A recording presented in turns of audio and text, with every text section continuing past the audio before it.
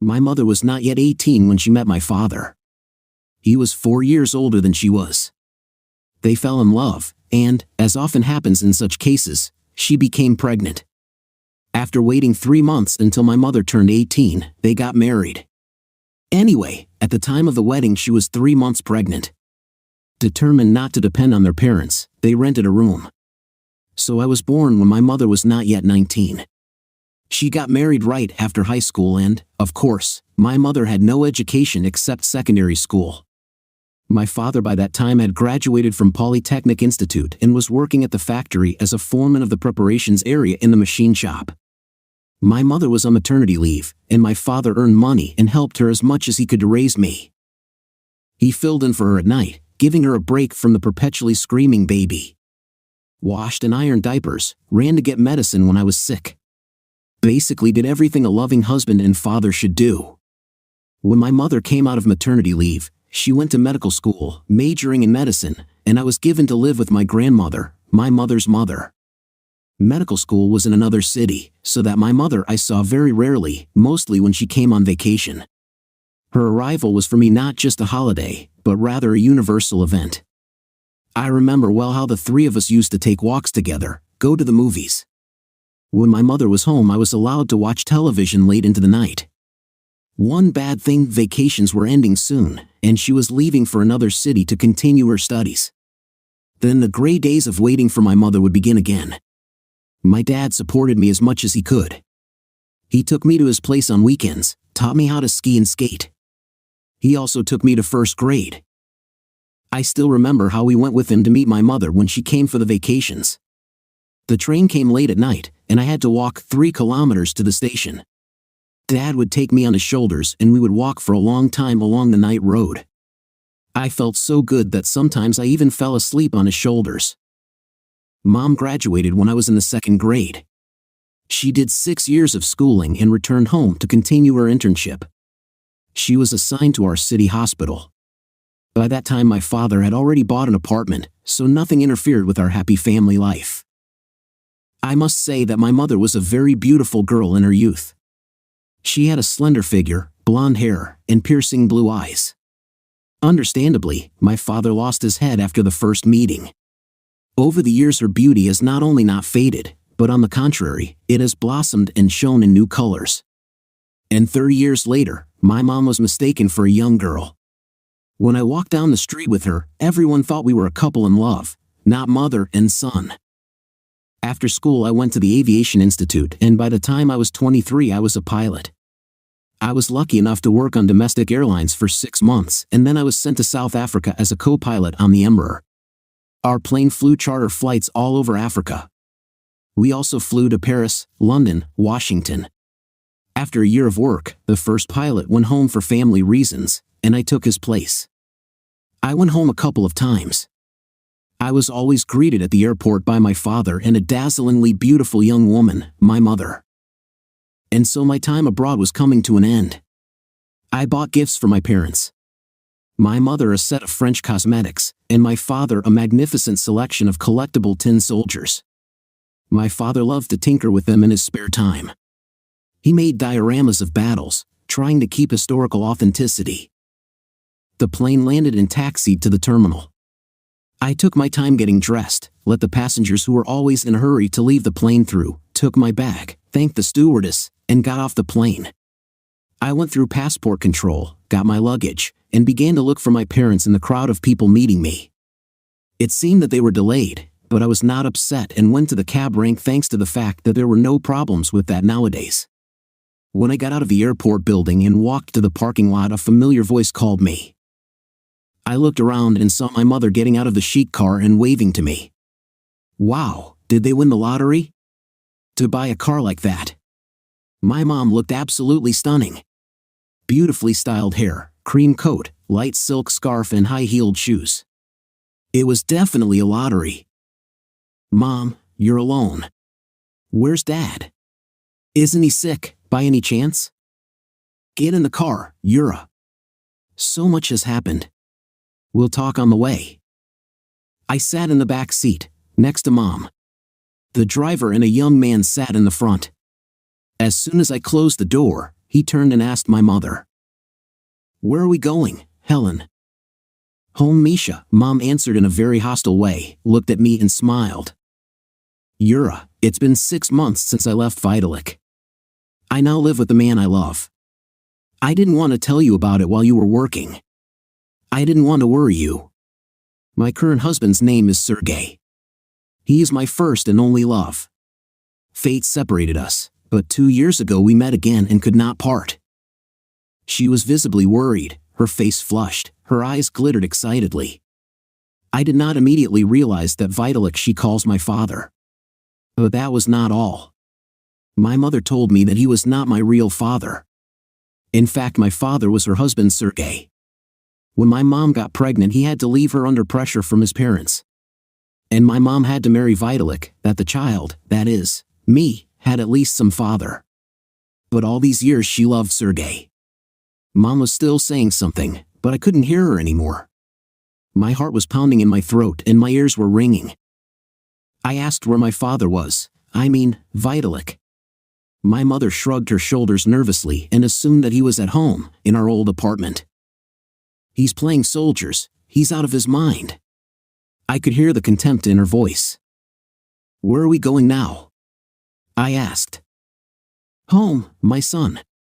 We live in the countryside in a cottage community. We have a 3-story house. Sergey, your real father, is a big businessman. We prepared a room for you on the 2nd floor. Wait till you see for yourself." Mom smiled and somehow bird-like kissed me on the cheek, leaving a lipstick mark on it. We finally arrived at a big 3-story house, surrounded by trees and lawns. On the doorstep we were met by a man who was no longer young, but very imposing. As I realized the same Sergey. Mother jumped out of the car like a dragonfly and kissed him on the lips. "Sergey, this is Yura, your son." She hugged Sergey and pushed him towards me. "Well, hello, son." Sergey stepped towards me and held out his hand. "Hello." His palm was somehow sluggish and damp. "Come on in, it's your house." He pretended to smile and made an inviting gesture. I turned to my mother.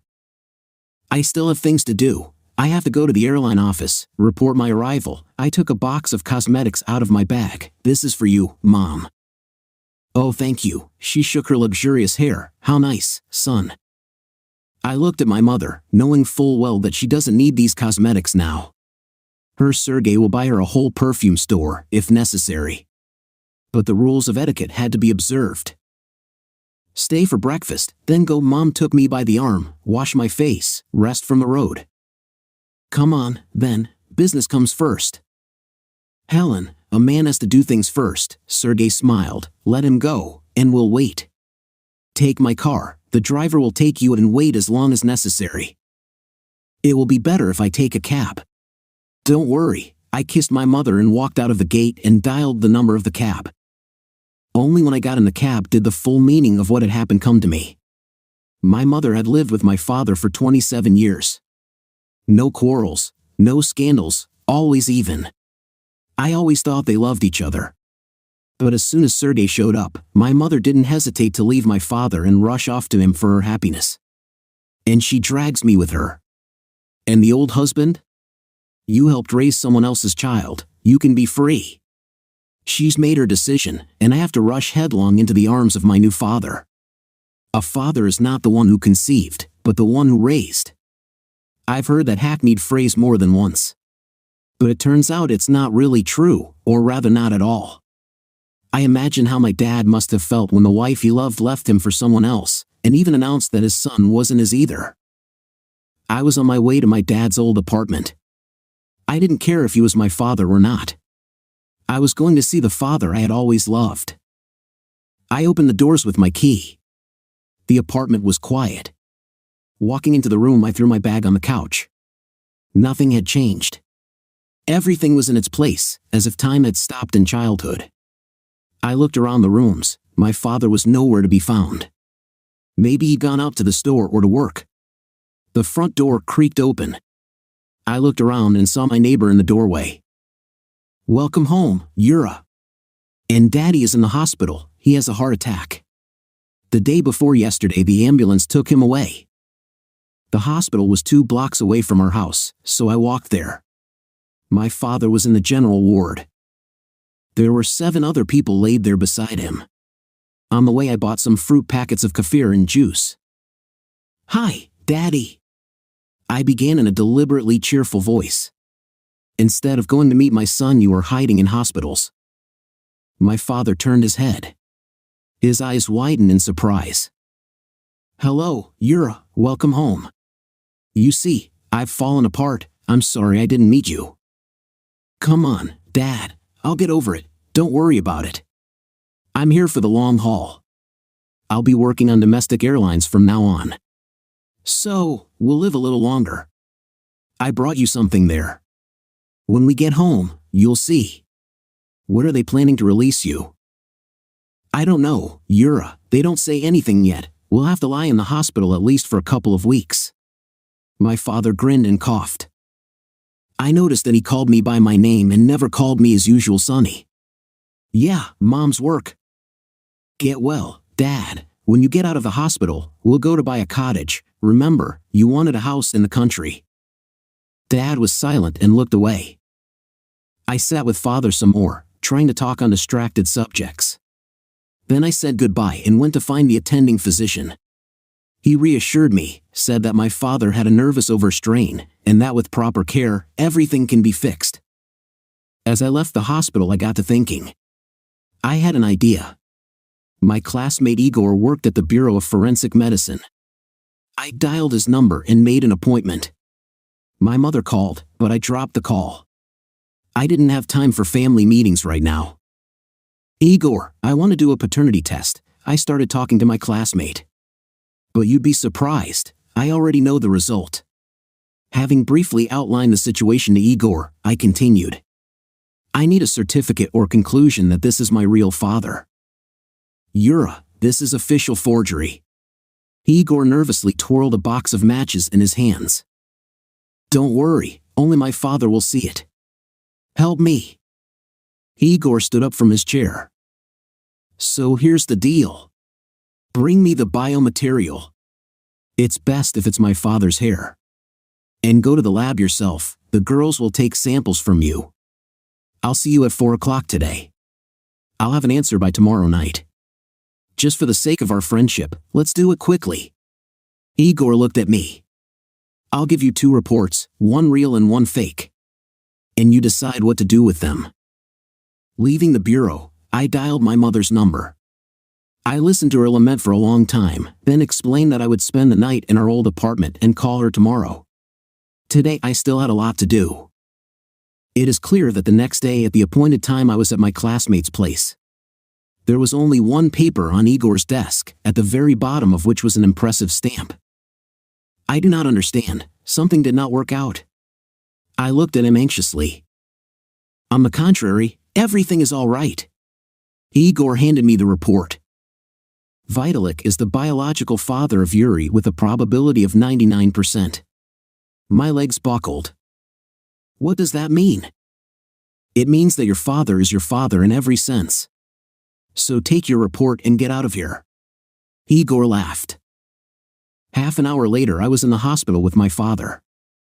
"Hi Dad, how are you? How are you feeling?" I adjusted the blanket, which had moved away. "Thank you, Yura, I'm better. They said they'll let me get up tomorrow." Dad averted his eyes. "Dad, why Yura, not the son? Has something changed in our relationship? Or have you grown less fond of me? Didn't Mom tell you anything?" "She did. I know everything about her new husband and about her non-son," I grinned. "Can you read without your glasses?" I gave my father a report. He read for a long time, and I saw his hands trembling. Then he looked at me. A tear was rolling down his cheek. "Well, shall we buy the dacha?" I smiled. I stayed with my father. I didn't explain much to my mother, and I didn't reproach her for anything. I didn't see any point in it. At first she tried to talk me into moving in with her and her new husband. But eventually she calmed down. I did not tell her anything about the DNA test, and she lived with the certainty that my father is her Sergei. Time passed. I finally married a wonderful girl who worked on my flight crew as a stewardess. A year later we had a son. We named him after his grandfather, Vitalik. All this time I had almost no contact with my mother and categorically forbade her to come over to our place. My father never remarried, although I periodically introduced him to different women. And then the hour came when my father died. I buried him next to his parents, as he had requested. A year later my mother's husband Sergei died as well. Mom was still living in the cottage. She didn't work, and she entrusted her husband's business to the manager. One day I yielded to my wife's pleas and decided to visit my mother with my family. I was met by a well-groomed, beautiful woman. She kissed me and my wife and suddenly froze like a stone. A deathly pallor spread over her face. She saw Vitalik, her grandson. It seemed as if her first husband was standing in front of her, only very young, as he had been in those distant years, when she was a young girl about to marry him. She understood everything at once. "God, what have I done?" she whispered. "What have I done?" Story 2. I am a 40-year-old male, and my wife is 32 years old. We had just moved into a new neighborhood, and we didn't know anybody there. Thankfully, through our children, we were able to meet some cool couples that we could hang out with. One of those couples, let's call them Larry and Pam, was especially cool to us. We had a lot of the same interests, and they lived this sort of jet-setting lifestyle, even though they had kids. It was something that my wife and I thought was impossible before we met them. The four of us hit it off, and we spent a lot of time together. It helped that our children were close in age too. It worked out very well, and when we wanted to go out on double dates, we could travel, and we had them to talk to about things going on with our kids. After a few months of knowing them, I started to notice that Larry was a little flirty. I joked about it one time when he was flirting with my wife, telling him to back off because she's taken. Pam shrugged her shoulders and assured me that he was just a flirt and didn't mean anything by it. I was confident in my relationship, and I wasn't worried about a little flirting. I've always been under the impression that it was harmless as long as it didn't evolve into anything else. But the flirting continued. It happened often enough that I was starting to get a little uncomfortable with it.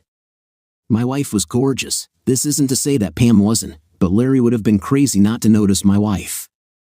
I wasn't sure if he was respecting our boundaries. Pam and Larry sent their kids to a summer camp every year, and they were able to convince my wife and me to send our kids to the same one. The idea behind it was that if the kids were away for 2 weeks, we could take a grown-up vacation without them. It honestly sounded great. My wife and I were looking forward to going away with them. We thought that it would be a great opportunity to take some time for ourselves and almost have a second honeymoon of sorts. In the weeks leading up to our departure, my wife had been growing a little distant. I chalked it up to thinking that she was going to miss our kids while we were gone. 2 weeks away from them was more than we'd ever spent apart, and I knew it would be hard for her. But I noticed that she was making secret phone calls and texting people very privately. I was a little curious about what was happening. The day of the departure came, and we joined Pam and Larry at a vacation rental we all rented together. It was right on the beach, complete with a jacuzzi tub on the porch, a large smoker grill, and high-end luxurious accommodations. It was heavenly. The first night we were there, we bought some beer and wine, and we all sat outside. After I manned the grill and got a little tipsy, I noticed that my wife and Larry were once again very flirty. I was in high spirits, so I once again laughed it off. I went to bed, and when I woke up the next morning, my wife was not there. As I moved around the house, I saw that she was out by the water in her bathing suit, going for a swim. That would have been fine had Larry not been there with her, shirtless in his swimming trunks, standing very close to her. He was clearly looking her over in her bathing suit, and my wife made no effort to divert his gaze. Right away, I walked out and joined them. They both welcomed me as if nothing was going on, which made me feel a little better. I still didn't like Larry ogling my wife, so I practically dragged him back to the house. Later that night, all of us went out dancing again. We had some drinks and were getting tipsy on the dance floor. I noticed that Larry was gravitating toward my wife. At this point, I was moving past the laughing it off phase. He was constantly around my wife, and it was rubbing me the wrong way. What was even more infuriating about it was that my wife was letting it happen. He would go over to her, put his hands on her waist, and she would lean into him. Did she think it was me? Was she that drunk? I waited until the following morning to ask my wife about it. She laughed it off and told me that I had nothing to worry about. She apparently didn't even remember dancing with Larry. On the third and final day of our vacation, everything hit the fan. We were supposed to stay at the vacation rental for 6 days, but I ended up having to leave early because I walked in on Larry with my wife. We had gone the entire day without any issues, aside from me catching glimpses of Larry looking at my wife in her bikini. I was happy with what my wife had told me, and I wasn't going to worry about it. But, of course, as soon as you let your guard down, you realize that you were right all along. We wanted to throw some stuff on the grill, so I was out back doing that. Pam was with me, helping to skewer some chicken and vegetables. I hadn't even noticed that my wife and Larry were missing. I ran inside to grab some more meat from the fridge, and I heard some shuffling from the laundry room. I paused and listened carefully to what it was. I could hear what was clearly two people trying to be quiet while having sex. I opened the door right away and saw my wife pinned against the wall with Larry in front of her. They were in the middle of having sex, and they were so into it that they almost didn't even notice me walking in. Moments after I opened the door, Pam walked inside to grab some more vegetables and saw them too. She screamed at Larry, and he jumped backward, dropping my wife on the ground. Both of them looked at us like deer in headlights. They never thought we would catch them. I just walked away and went to pack my bags to leave. My wife chased me up to the room and tried to beg me not to leave and to forgive her. She said that he meant nothing. He had just been there at the right time. I had absolutely nothing to say to that. Was the laundry room the right time? It didn't make any sense, and I was done with it. I told her to get away from me, and she did. I noticed that her phone was on the nightstand in the bedroom, charging.so. I went through her phone just to see how long it had been going on. It had been going on for weeks from what I could tell. It seems like she and Larry had been messaging each other about how excited they would be to go to the beach house. Larry told my wife that he was more excited to see her in a bathing suit than anything else. At first, my wife replied, saying that it was inappropriate, but he then pursued it more. She ended up confessing to him that she had thought he was attractive, and she didn't mind a little secrecy in her life. They met up once before we all went to the beach house and had sex in our kitchen. I found Pam, and I told her about everything I learned through my wife's phone. She was just as hurt as I was. She and I ended up leaving the beach house together and going back home. The entire drive back, we were talking about how angry we were and how we wanted to ruin their lives. They didn't get to cheat on us and just be happy. When I got married, my mother encouraged me to get a prenuptial agreement. I wasn't the wealthiest person in the world, but I had received an inheritance before I met my wife, and I had a comfortable nest egg on top of that. I had a good job that paid me well and gave me good benefits. It was enough so my wife didn't have to work. Our agreement clearly stated that if we were to divorce, she would be given a percentage of my assets, with the exception of if we divorced due to her infidelity or her betrayal of our marital vows. Because she cheated, I could leave her without fear of losing a penny. That was the best thing that I could think of to get her. My wife didn't come home until the following day, which made me question if she was just taking advantage of the time she had with Larry. I told her about how we would be getting divorced and how I wanted her out of the house. She swore that I couldn't do that to her. She told me that she would have rights and that in our divorce, she was entitled to half of everything. It almost seemed like she wanted that all along.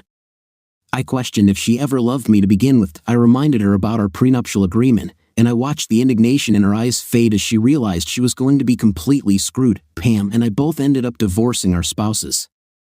I didn't have to pay a cent to my wife, and I ended up selling the house.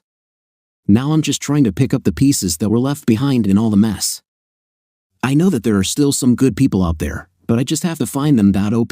I can't believe you had to go through all of that. It's heartbreaking to find out that your partner is cheating on you, and it's so much worse when it's with a friend. You were definitely right to be suspicious about Larry's flirting with her. For anyone to blatantly flirt with a married woman in front of their wife, they clearly don't have any respect for boundaries. The fact that they were stupid enough to continue their affair while all of you were at the house is honestly baffling. It doesn't even seem like they were trying to hide what they were doing. I'm glad you were able to come out on top in the divorce. It definitely sounds like she was banking on being favored by the courts. Your mother was smart when she convinced you to sign the prenup. I can't help but wonder if she saw something in your wife that you didn't. I hope that you and Pam can move past this and find new partners who will treat you properly. I wish you the best. Story 3. My wife and I met 8 years ago in a bar. She was attractive and single, and so was I. We hit it off, and after that, we pursued a relationship together. She gave me some of the best years of my life. We started a family, and I really thought that we were going to grow together. Unfortunately, I found out that she was having an affair with her boss, and because of that, we divorced. It was one of the most difficult things I've ever had to experience, and I just want to find a way to move on from it. But here's the story anyway. We had just bought a house, and we were undergoing a lot of stress with remodeling and moving. On top of that, both my wife and I were working a lot in our respective careers to try to make our way up the ladder. I work as a copywriter, and she is a journalist. She was very close with her boss and all the other employees at the paper she worked for. I know that she saw her boss as sort of a mentor for her. When she started, he helped her master writing in her field, and he often gave her special stories to cover that fit her interests. I knew the man well also. He was a widower, and my wife had a lot of sympathy for him because she was worried about him being alone all the time. His children had moved out of the house, and he lived by himself. At first, I thought the relationship was harmless. Years had gone by, and he was more of a father figure to her than anything else. Finding out that he was the person she had been having an affair with was beyond shocking. I started to notice that things were off when she was spending more time in the office. Her job is one that she doesn't even have to go into. She has a home office that she can work from whenever she wants to, but she chooses to go in because it helps her focus and she enjoys socializing with her coworkers. When she told me that she would have to be staying late, I questioned why she wouldn't just come home and work in the office. Certainly, that was better than staying in an office building by herself. She could have had dinner with her family and then gone right to work. Having it happen one time would have been something to forget about, but when she was staying late in the office 2 or 3 times a week, I had some red flags waving. Normally, I wouldn't assume that she was cheating on me, but I had read a lot of Reddit posts and confessions from people who were being cheated on. I started to worry if maybe that was the case here. I honestly didn't even know where to begin with trying to find out if she was cheating on me. I decided that the best thing to do would be just to observe some of her habits and behaviors and see if everything was all in my head. The more I watched her, the more I realized there might have been something going on. Another thing that I noticed was how she would tilt her phone away from me when she looked at it. It was odd. That wasn't something she had ever done before that I was aware of. If she wasn't trying to hide anything, I didn't understand why she would tilt it. I was starting to work myself up, thinking that she was having an affair, so I decided to take the plunge and hire someone who could dig around. I found a local private investigator who took on the case after I told him everything I was suspicious about. He decided that the best place to start would be at her work. He waited outside around the end of her workday to see if he could follow her and see where she was going. On the second day that he was working, I got a text message from my wife telling me that she would be staying late in the office. I immediately told the private investigator about that so they would keep a close eye on her building to see where she went if she left. However, she didn't leave the office. When she eventually did, the private investigator followed her to her house. It seemed like she really was staying late at the office. I told the private investigator that I was clearly in the wrong for what I was doing, and I wanted to call them off. They ended up convincing me that there still could have been something going on in the office. I thought it was silly, but I told them that I would pay for another day just to rule that out, and then if they didn't find anything, I would terminate our contract. Sadly, they found something. My wife was yet again staying late in the office, and the private investigator found her in her boss's office performing oral sex on him. He got some pictures and videos of it for me. When he showed me, I was shocked and disturbed, and I felt like the world was falling out from under my feet. I had my suspicions, but I never wanted to confirm them. Part of me had been hoping that hiring the private investigator would just prove that my wife was faithful. Her boss was like a father figure to her, so I couldn't comprehend how they even started an affair. Regardless of my confusion, I was done with her. I had given her everything I possibly could, and she was throwing it back in my face. I felt a lot of pity for myself, but after wallowing in that for a while, I was angry. I wanted to show them that they couldn't both just treat me the way they did without there being consequences. There was a rival newspaper in the area that I remembered my wife always talking about. Her paper and the other were always trying to one-up each other. I had the perfect story for them. Before I sent an article to the rival magazine, I met with the HR manager of the newspaper my wife worked at. I told them about everything that happened and how they were having sex in the office, showing them the evidence. It was a clear violation of their policy, and they assured me that they would both be dealt with. 2 days after I did that, my wife came home in tears, complaining about how she was fired. She didn't tell me what happened. She lied and said that she was laid off due to budget cuts.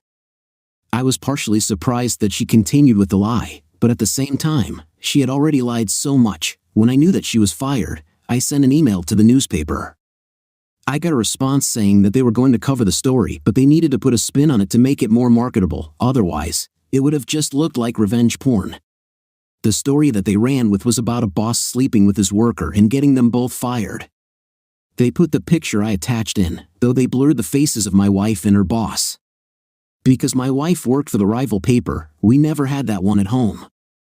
However, that morning, I made a special stop to go and grab the latest issue of the newspaper. I sat right at the kitchen table and opened it up in front of her while I drank my coffee.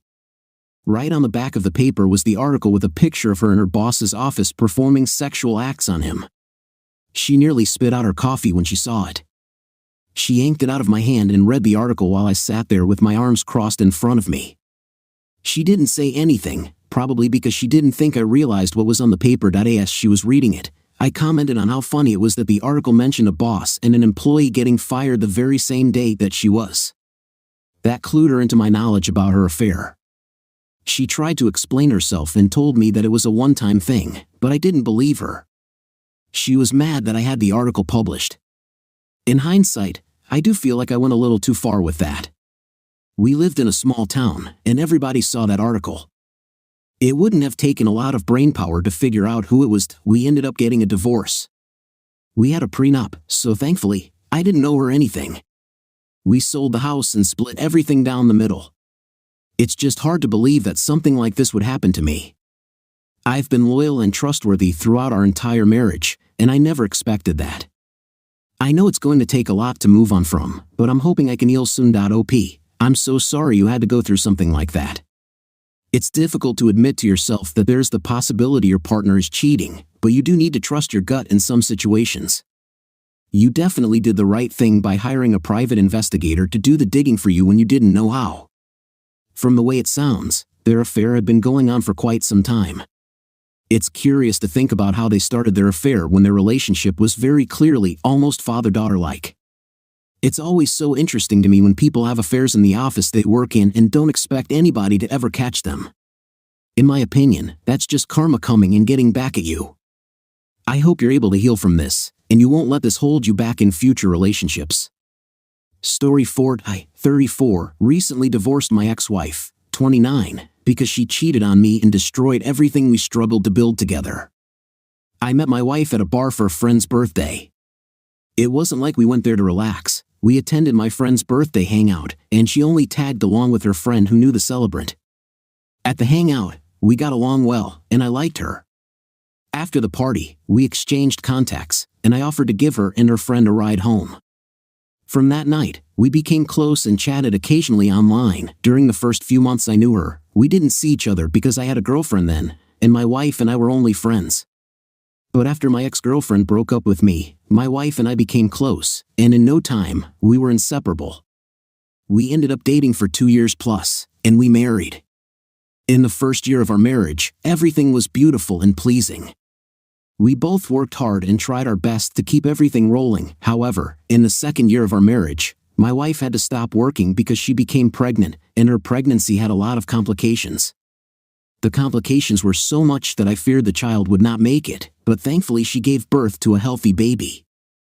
Throughout the time she stayed home to rest, I worked morning and night to ensure I raised enough money to pay the bills and take care of other necessary things, including getting baby stuff. Fast forward to after she gave birth, my wife insisted that she remain home to nurse the baby for 6 months before she resumed work, even though this meant more responsibility on my shoulder. I agreed to it because I loved my wife and the baby, and I did not want her to feel uncomfortable. I sacrificed so much, believing that I was making life easier for my wife, but I was only fooling myself and working hard for nothing. Most people say that when their wives cheat, there are always cues, but even as I share my story, I'm still shocked that my wife could cheat on me under my nose. I will also say I blame myself because I should have been more vigilant. But I didn't see any signs because I trusted her so much and did not think she would cheat on me. It was even more painful that after 4 years of being married to the woman I thought loved me, I discovered she had been cheating on me from our first year of marriage. The day I found out, I accidentally stumbled upon some intimate voicemails on our home line. After listening to all of them, I was broken, so broken that I could not stand up from the ground where I sat. At first, when I heard her voice, I thought they were messages she had left at her office, as they went way back. Aside from recognizing her voice, I also recognized our next-door neighbor's voice. The shocking part was that he was a pastor and was flirting with my wife. He was the kind of religious church pastor who talks to everyone he meets about God and the rest, even making you feel like some sinner if you didn't listen to him. This was his personality. If I say hearing the intimate voicemails between him and my wife came as a shock, it's an understatement. Another shocking thing was that they kept mentioning my son's name in our conversations, and this neighbor of mine asked after my son almost every time he sent a voicemail. By this time, my son was almost 3 years old, and all the thoughts of me not being his biological father crossed my mind. So I secretly conducted a paternity test that same week. When the results came out, I was shattered. We were not a match. It felt like a bad dream, and I wanted to wake up, but I couldn't because it was reality. Meanwhile, my attitude towards my wife had totally changed. I was literally like a ticking time bomb, waiting to explode, and I wanted to confront her and kick her and her baby out of the house.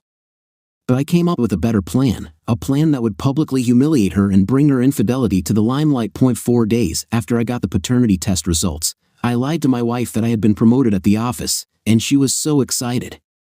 To mark my promotion, I suggested that we throw a small party and invite our close neighbors, her parents, and my parents to come and celebrate with me, and she agreed. We made the necessary preparations, and I invited the neighbors myself, including her affair partner. On D-Day, 2 days after, her parents and my parents came as I had invited them, and her affair partner, with his wife and daughter, came too. To mock him, I asked him to do an opening prayer for our party, and he did that with glee. I had already collected evidence of their affair, including phone records and voicemail transcripts. The party started on a good note, and everyone who came congratulated me for the promotion. While everyone was drinking and chatting, I asked the DJ I hired to change the song to my preferred song. I paid him extra to keep it playing no matter how everyone reacted. My preferred song was a compilation of all the voicemails between my wife and my neighbor. When the audio started, nobody understood what was happening until my wife recognized her voice and her affair partner recognized his voice. Not just that, his wife recognized her husband's voice, and all hell broke loose. She created a scene and hit him continuously in the presence of everyone, and he could not even defend himself. On the other hand, my wife's face turned pale as she froze while the whole drama between her affair partner and his wife was going on. I called everyone's attention and told them my wife had something important to tell me and her family, and she was confused. Her eyes were already filled with tears, and she could not even look her disappointed parents in the eye. When I told her to go ahead and tell everyone who her son's biological father was, her eyes widened, and she started stuttering. At that point, everyone was quiet, and everyone's eyes were on my wife, including her affair partner's wife. At this point, I was so mad and could not contain my anger anymore. I yelled at her, and she hesitated. She mentioned her affair partner's name, and everyone gasped. His wife fell to the ground in disbelief, and people had to rush to her. At the same time, my wife went on her knees and told me she could explain. She said something about her affair partner coming over to preach to her on a particular day, and it happened. So when she found out she was pregnant for him, the only thing she could do was pin the pregnancy on me as her husband, and she didn't tell me because she would hurt my feelings. But as time passed, she and her affair partner got close and fell in love. On the other hand, her affair partner wanted to be in his son's life, so she told him she would tell her son who his biological father was when he turned 18. Hearing this even broke me, and people began to yell at her, calling her names for being so cruel. Her parents left shamefully, and I threw her and her son out of the house. It's quite painful that she could actually do that to me after all my years of sacrifices and love. The irony is I have listened to so many stories of mismatched paternity results on this channel, but I believed my wife was faithful and could never do something like that. LOL, so much for trust. Anyways, we divorced, but before we divorced, she got an earful from our neighbors the couple of times she had come to beg me to give her another opportunity. My female neighbors would quickly rush their children away from her whenever they saw her, like she was some closet monster. As for her affair partner, his wife could not stand the shame, so she divorced him. I heard something else happen at his church when members learned about his infidelity and child, but it's not my business. He also moved out of the neighborhood after his marriage ended because he could not stand the looks of disgust and disappointment from the same neighbors he used to preach to. It's barely a year since this happened, and I'm still healing. I advise every father out there or expecting father to conduct a paternity test at birth or before birth if you have doubts. This is the worst kind of heartbreak I have ever experienced, and I hope I heal entirely from it. As for relationships, I doubt I'll be in one anytime soon. I'll rather focus on myself and my career and maybe start a business YouTube channel that I've always wanted to. I'm sorry you had to learn your lesson the hard way. I'm glad you handled this well. Your ex-wife had no place in your life, and there will never be a good enough reason for infidelity. Take as much time as you need to heal. There's no rush at all. Start your YouTube channel if you want to and do what makes you happy. Consider this as good riddance of bad rubbish. Thank you for sharing your story with us. Story 5. 29, male, and my ex-wife, 28, female, were married for barely 3 years before I discovered something that shattered our marriage. My wife and I knew each other from college but only dated 3 years after graduating. One of the things I loved about my wife was that we were like-minded and believed in a simple yet happy life. We were also Christians, and she was more devoted than I was. I didn't see this as a red flag because I came from a devoted Christian home, but I was only a Sunday churchgoer and nothing more. On the other hand, my wife was a worker in the church, and I think she functioned in about 3 different departments. This is just to explain how involved she was with church activities. After 3 years of dating, my wife and I married and started life anew. We were so in love with each other, or so I believed, and we had no children. She said something about having kids from age 32, so we could find our feet before we brought babies into the world. I am a very peaceful and quiet person by nature, while my wife was an extrovert. She was the kind of person who literally knew one thing or the other about the neighbors, the people in the church, or whoever she found herself around. So, this is to say, a couple of people did not really like her because they felt she was overdoing it sometimes. As mentioned earlier, I went to church only on Sundays because my job demanded most of my time during the weekdays. My wife worked with shifts and always had her way of fixing her shifts in her favor so it wouldn't clash with her church activities. Throughout our marriage, I admired her dedication, and most times I would tease her and say I'd be like her someday. As a couple, we drove to church together on Sundays and had been doing this for almost 2 years. Our church was small, so everyone knew everyone there, and we were like a big, happy family. When we were getting close to the 2nd year of our marriage, I noticed that my wife and our preacher were getting too close, but I didn't think anything was wrong. My mistake. Most times, if he was in our street, he would drop by our house to either say hello or discuss some things with my wife. Each time I asked her about it, she'd either mention something in church or come up with an excuse. In the end, I didn't think about any of the reasons she gave. I only asked, and whatever response I got from her, I wouldn't think about it. Nothing fishy crossed my mind because I trusted my wife so much, and I didn't even nurse the idea that something could be happening between my wife and her preacher. Most times, he dropped by our house, and I'd ask him to wait for my wife to come home, and I'd try my best to take care of him until my wife returned. I did this most of the time because I respected our preacher a lot, and I felt it was bad to have a man of God over and not treat him as one. For once, I never wondered why our preacher was always driving along our street, like he claimed, and would always drop by my house. It felt natural to me, and I honestly believed our house was not the only house he dropped by. For months, I watched my wife and preacher get close until I got shocking news from his wife. That Sunday, my wife and I went to church as usual and enjoyed the sermon and every bit of the service. After service, while we exchanged pleasantries as usual, our preacher's wife pulled me aside and said she had something to tell me in private. When we had our privacy, she told me something that changed the direction of my marriage. She told me my wife was having an affair with her husband. At first, I thought she was pulling my leg, but it was the truth. According to my preacher's wife, she had been doing some investigations because her husband had been acting differently at home.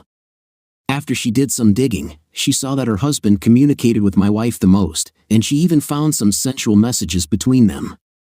To also be sure of what she found out, she hired someone to follow her husband so she could confirm. She told me that every Sunday evening, my wife and her husband, the preacher, would go to a cheap apartment downtown, and they would spend time there for hours before they returned home. Even with everything she said, I didn't believe her because I was convinced that my wife went to work on Sunday evenings. I had dropped her at her place of work a few times, and it didn't make any sense to me. All of my doubts were cleared when she showed me that the preacher had been spending donation money, the same donation money he psychologically brainwashed people to donate, so he could use it for the Lord's work. After hearing enough, I thanked her and got the address of the downtown apartment she talked about. Shortly after that, my wife and I had a long quiet drive back home, and when she asked if I was good, I told her I had some severe stomach upset. When I got home, I pretended to be sick and waited for her to leave for work that evening. A few minutes after she left, I followed her and watched as she picked up her preacher along the road, and they drove to the apartment together. As soon as she pulled over by the road, they stepped out, and her preacher wrapped his hand around her waist, and they kissed. I was already out of my car because I could no longer stand the sight. I turned on my phone camera before confronting them and recording their shocked faces. I shouted at both of them and caused a scene. I asked them to confess that they were having an affair, but our preacher got really defensive, and we struggled. Then he told me I was banned from church. I also told my wife not to bother about coming home, and I drove off angrily. I was heartbroken when I witnessed it, and my wife kept blowing up my phone the whole night. She left multiple voicemails, saying she could explain everything and we needed to talk that night. I could not sleep because I thought about all the areas or things I must have failed as a husband for my wife to cheat on me. The next day, she came by the house and found her bags packed on the front porch. I told her we were done, and she would hear from my lawyer soon. Then I slammed the door in her face. Meanwhile, I posted the recording from that night on our church platform, and everyone was shocked and disappointed. With the help of our preacher's wife, I posted the financial records too. This one, in particular, caused many of our church members to stop going to church, and they insisted they would only return after our preacher was replaced with a new preacher. Eventually, I divorced my wife so she could go and be with her lover, and the preacher's wife did the same thing. The town we lived in was small, so the word spread fast, and she was shunned by our community until she went back to her parents' town. This happened about a year ago, and I still have not gotten over it till now. Women just have their ways of doing the most embarrassing things. I had to stop attending church services so the matter could die down. To date, I feel embarrassed whenever I bump into familiar church members. I may fall in love again, but until then, I'll enjoy my single and peaceful state. Women have their ways of doing the most embarrassing things. Sadly, the woman you loved and wanted to build a future with did such a thing to you. If you ask why, you'll see that she had no reason. Please move on. You didn't fail as a husband. She was the problem, not you. Get over the embarrassment. She should be feeling that way, not you. Meanwhile, enjoy your peaceful life and be happy at all times.